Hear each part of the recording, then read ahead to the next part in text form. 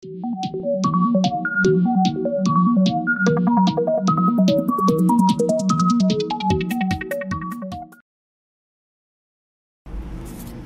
वालेकुम members and followers of safely invest. Khalid Saifuddin आपके साथ 22 अक्टूबर की कॉल लेकर।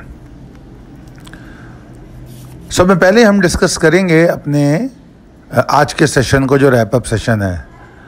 सब में पहले मैं अपने इस जुमले की तरफ आपका ध्यान चाहता हूं कि जाए कि मैंने कहा था कि बुल्स वाइल्ड हो गए हैं। कल मैंने एक बात आपको कही थी कि bulls gone wild. Now looking at the index, मैं समझता हूं कि शायद आप लोग अगर कल इस बात को नहीं समझे थे या बिलीव नहीं किया था तो आज तो यकीनन कर लिया होगा कि बुल्स गॉन वाइल्ड। ठीक है जी, तो मैं बिल्कुल भी सरप्राइज नहीं हूं आज के सेशन पे, क़तई तौर पे नहीं। हालांकि मेरी एक्सपेक्टेशन से ज़्यादा मार्केट मूव की है, क्योंकि मेरी जो एक्सपेक्टेशन थी वो 41,375 तक थी कि यहाँ तक मार्केट जा सकती है, 50-60 पॉइंट ऊपर चली जाती मैक्सिमम। ठीक है ना, जो टॉलरेंस होती है। मगर मार्केट ने 41,613 का हाई बनाया। Awesome, amazing. और दूसरी जो बड़ी मज़ेदार बात जो मुझे खुश करती है वो ये कि जो मार्केट की सेकंड रेजिस्टेंस थी 41,065-35 की, उसको उसने सपोर्ट बनाया, यानी कि उसके ऊपर रही। अगर आप देखें तो पहला जो बेसिकली लो बनता है वो सेकंड सपोर्ट पे बनता है, इसलिए मैंने लाइन खींच के दिखाया आपको। ठीक है, और अल्हम्दुलिल्लाह मैं अल्लाह ताला का बड़ा शुक्र अदा करता हूं कि मैंने क़तई तौर पे किसी को शॉर्ट करने के लिए मार्केट में नहीं कहा। और मैं कह भी नहीं सकता, जब मैं कह रहा हूं bulls gone wild, so how can I recommend short in the market? No way. आपको जो ये चार्ट दिखाया जा रहा है वो इसमें एक और चीज़ सीखने की है। मैंने लेवल्स पे ये लाइनें लगाई हैं, तो इसमें आसान है आपको समझना। जो मैं अक्सर शोर करता रहता हूँ, एक वतीरा मैंने बनाया हुआ है, trailing stop loss, trailing stop loss. तो इन लाइनों को देखिए आप कि अगर आप जो प्रिसाइस लेवल टेबल में आपको जो लेवल दिए जाते हैं उनको फॉलो करते हुए चलें। जैसे 41,238 के ऊपर गया तो उसके नीचे वाले लेवल पे आपने अपनी वो लगा ली सपोर्ट। ठीक है, फिर वो 41,375 पे चला गया तो आपने अब आप देखते जाइए कि वो वापस वहाँ तक नहीं आ रहा। नोटिस करें ज़रा। तो अगर यही चीज़ है जो सेंटिमेंट सिखाती है, मार्केट के सेंटिमेंट को कैसे समझा जाता है। ये वो तमाम चीज़ें हैं जिससे सेंटिमेंट लर्न कर सकता है आदमी। तो मैं चाहता हूँ कि मेरा हर ट्रेडर सेंटिमेंट को लर्न करे।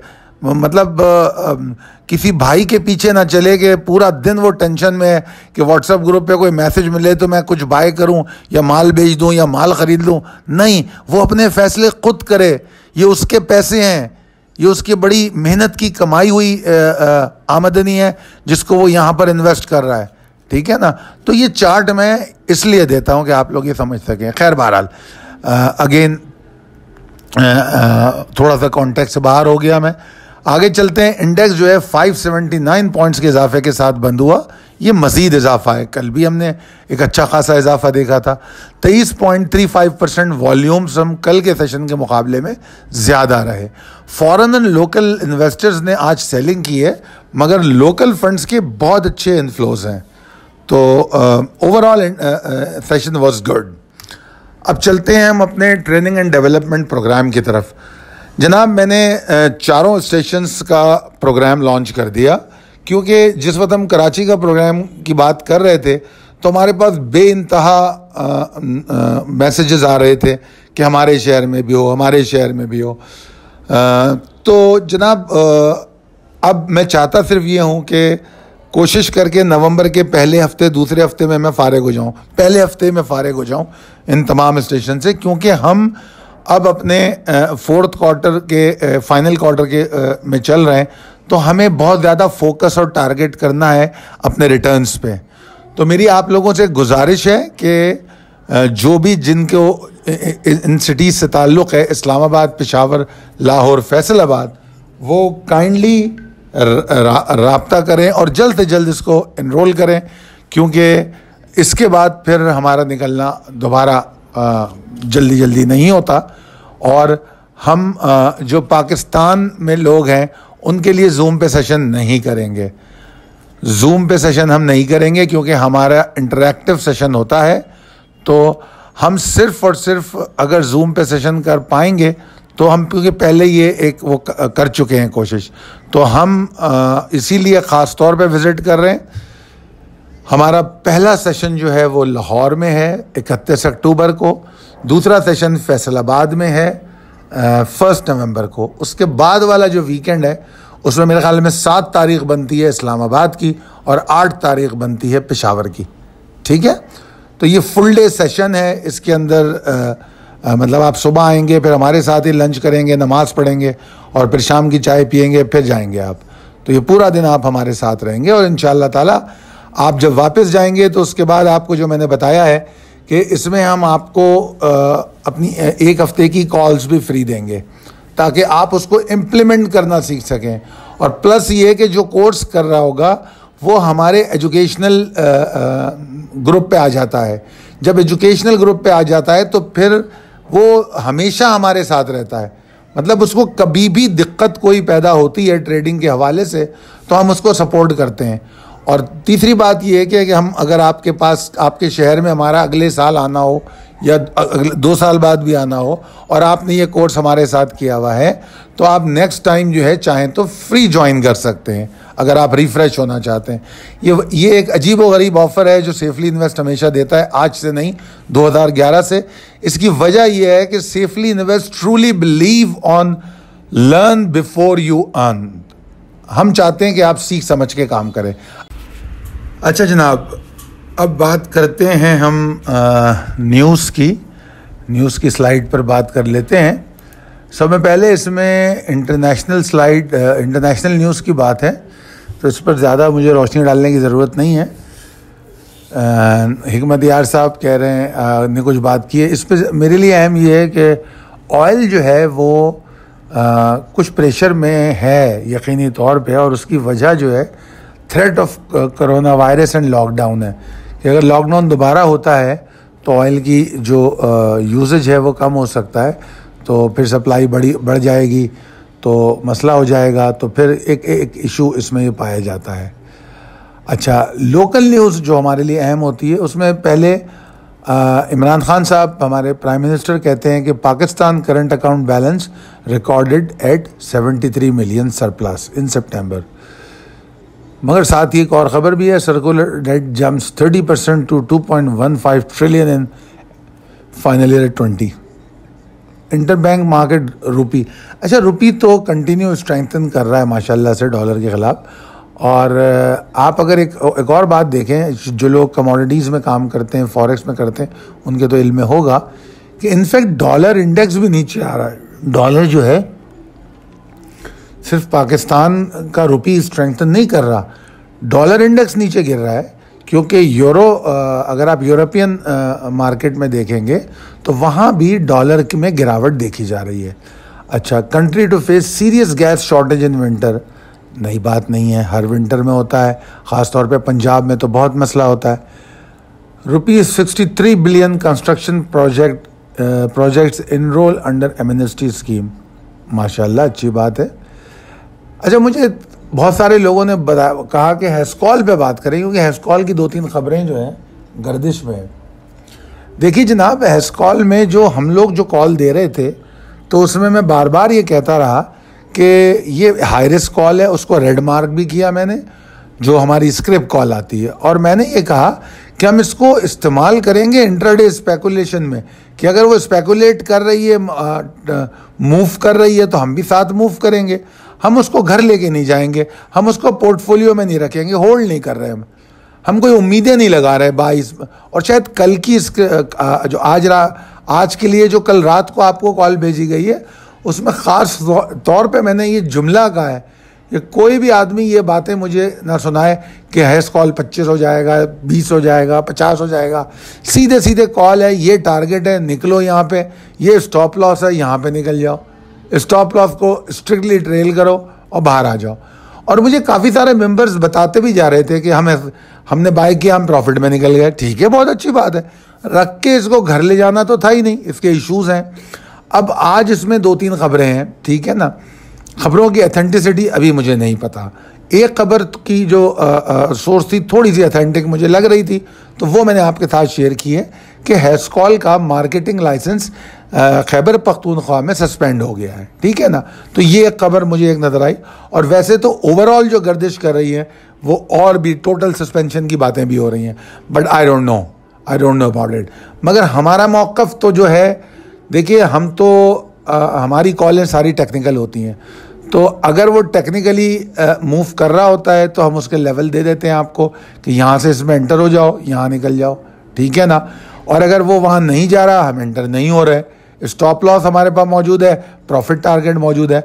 जब एग्जिट लेवल मौजूद है तो फिर मुझे कोई फिक्र नहीं है, ठीक है ना। चाहे हैस्कॉल में तूफ़ान आए, आंधी आए, ज़लज़ला आए, हम अगर अपने एग्जिट लेवल को फॉलो कर रहे हैं तो हम ठीक हैं। तो बहरहाल नो होल्डिंग्स ऑफ हैस्कॉल्स, सिंपल इज़ दैट। अच्छा, उसके बाद एक खबर है कराची ब्लास्ट। अच्छा, ये बहरहाल मैं इस पर पॉलिटिकल व्यू देना बिल्कुल भी नहीं चाहता क्योंकि वो थोड़ा सा रूड हो जाएगा, मगर बड़ी अनफॉर्चुनेट सिचुएशन है। एक बड़ा ही यतीम शहर बन चुका है कराची। 98 यानी कि 1988 आई वॉज इन यूनिवर्सिटी और कॉलेज, तो उस वक्त से मैं देख रहा हूँ कि पाक कराची में रेंजर्स है और आज 2020 है और कराची में आज भी ब्लास्ट है। तो कराची के लॉ एंड ऑर्डर सिचुएशन का अंदाज़ा आप इससे कर सकते हैं। तो बस मैं इतना ही कहूँगा। वैसे तो इस ब्लास्ट के बारे में अभी कुछ तय भी नहीं हुआ कि ये ब्लास्ट घर में सिलेंडर से हुआ, किससे हुआ, क्या कोई टेररिस्ट रहते थे। मगर बहरहाल मुझे बहुत दुख है कि एक स्कूल की सीनियर टीचर अपने शौहर के साथ जाँ बहक हुई, अल्लाह ताला उसकी मग़फ़िरत फरमाए। और अभी मुझे एक और इत्तला मिली कि शीनी जिना कॉलोनी में भी कोई ब्लास्ट हुआ है, तो मेरे पास कोई कंफर्म सोर्स नहीं है। बहरहाल 2 ब्लास्ट की इत्तला है, एक तो अखबार में रिपोर्ट हो रहा है, दूसरे का मुझे सिर्फ व्हाट्सएप पे इत्तला मिली है। अल्लाह ताला हम सबको महफूज रखे और अल्लाह ताला हमारे मुल्क को इन तमाम चीज़ों से पाक करे। अच्छा जनाब, अब चलते हैं possibilities and strategies as per technical chart. इसमें मैंने ये कहा है कि आज जो कुछ भी हुआ वो यकीनी तौर पे सरप्राइजिंग नहीं था। अब मैंने इसमें आगे एक बात कही है, देखिए आप ज़रा दिमाग को खोल के समझिएगा, मेरी किसी बात का गलत मतलब मत निकालिएगा। मैंने यहाँ कहा है कि अब हम एग्जॉस्शन एरिया में एंटर होने जा रहे हैं। तैयारी कीजिए अपने पोर्टफोलियो की, ओपन पोजीशन की, मगर उनको लॉजिकल टारगेट्स और रेजिस्टेंस पे हम बेचेंगे। क्या मतलब है इस बात का? इस बात का मतलब ये है कि उनमें जहाँ जहाँ जिसमें एग्जॉस्शन नज़र आएगी हम बेचेंगे, वरना नहीं बेचेंगे, ठीक है जी। तो उनमें फिर कुछ स्टॉक ऐसे होंगे जिनको हम बाय बैक करेंगे और कुछ स्टॉक ऐसे होंगे जिसके अंदर से हम निकलने के बाद एंटर नहीं होंगे। ये बात ध्यान में रखिएगा, ठीक है। क्योंकि मैं पहले कह चुका हूँ कि अक्टूबर में नया पोर्टफोलियो बनेगा और वो बनना शुरू हो चुका है। लोग बाइंग उसमें जो आपको मैंने स्क्रिप्ट कॉल में बाइंग ऑन डिप्स की कॉल दी है, जिसके साथ होल्ड लिखा हुआ है, वो तमाम स्टॉक आपके 4th क्वार्टर पोर्टफोलियो वाले हैं। तो मैंने चूंकि कहा हुआ है कि एग्जॉस्शन पे medium and long term trader भी थोड़ा माल डालें और फिर बाय बैक करें। तो यहाँ पर उस नुक्ते नज़र से बात हो रही है। ये एग्जॉस्शन जो है, क्योंकि जिस तरह मैंने आपको इससे पहले भी समझाया था कि सेंटिमेंट रिफ्लेक्ट ह्यूमन बिहेवियर, तो जिस तरह इंसान अगर दौड़ना शुरू करे तो थकने लगता है, तो रुक के कुछ देर सांस लेता है, उसी तरह मार्केट भी जब इस तरह ऊपर जाती है तो वो थोड़ा सा उसका सांस फूलने लगता है। जब उसका सांस फूलता है तो वो अपने आप को रोक के रिट्रेस करती है, थोड़ा नीचे आती है, एडजस्टमेंट करती है, अपनी ब्रीथिंग को कंट्रोल करती है और उसके बाद दोबारा अपनी एनर्जी को रीगेन करती है ताकि वो मज़ीद ऊपर जा सके। तो यहाँ पर जो एग्जॉस्शन की बात हो रही है वो इस हवाले से हो रही है। ऐसा नहीं है कि मार्केट से भाग जाओ, ऐसा कुछ भी नहीं है। But apart from all this conversation, एक बात और बता दूं मैं आपको, वो जो FATF वाला इशू है, उसकी वजह से अगर मार्केट के अंदर कोई प्रॉब्लम आती है और हम अगर अपने रेजिस्टेंस पे निकले हुए होंगे तो हमारे पास फिर मौका ज़्यादा अच्छा होगा। दूसरी ये कि जब अगर उसका इम्पैक्ट आ रहा होता है तो हम उस वक्त और एक्टिव हो जाएंगे अपने स्टॉप लॉसेस के साथ, हम इंतज़ार नहीं करेंगे। हम फिर उस एग्जॉस्शन को एग्जॉस्शन नहीं समझेंगे, हम सोचेंगे कि ठीक है यार, ये एग्जॉस्शन तो अपनी जगह पे टेक्निकल है, मगर इसका एक फंडामेंटल रीज़न भी है। अगर ये सिर्फ टेक्निकल एग्जॉस्शन होती तो 300 पॉइंट 400 पॉइंट जो भी हम सपोर्ट बता रहे हैं वहाँ तक जाती, मगर चूंकि इसमें फंडामेंटल ऐड हो गया है तो अभी हो सकता है 1000 पॉइंट नीचे जाए। तो हम फिर क्या करेंगे, अपनी बाइंग में बैक फुट पे जाके बाइंग करेंगे। हम परेशान बिल्कुल नहीं होंगे, क्योंकि FATF जो है वो मार्केट को नीचे भी गिरा सकता है और मार्केट को वॉलेटाइल भी कर सकता है। तो please don't be a part of these major punters of the market जो आपके आसाब से खेलते हैं, ठीक है। Currently I am expecting bulls to target 41,000, ये मेरा पहला टारगेट है कि 41,938 932 को मैं अपना पहला टारगेट देख रहा हूँ। और अगर मार्केट इसके ऊपर ट्रेड करती है तो फिर मार्केट 41,932 की तरफ जाती है, ठीक है जी। तो सॉरी 42,120 की तरफ जाती है। जब हम 42,120 की तरफ जाने के बारे में सोचेंगे, इवन 42,000 के बारे में सोचेंगे, उस वक्त हमारा स्टॉप लॉस 41,932 के नीचे होगा। एग्जॉर्शन की अगर मैं बात करूं मार्केट में तो वो 41,375 के नीचे है, और यही एग्जॉर्शन अटेस्ट हो जाती है 41,168 142 को तोड़ के।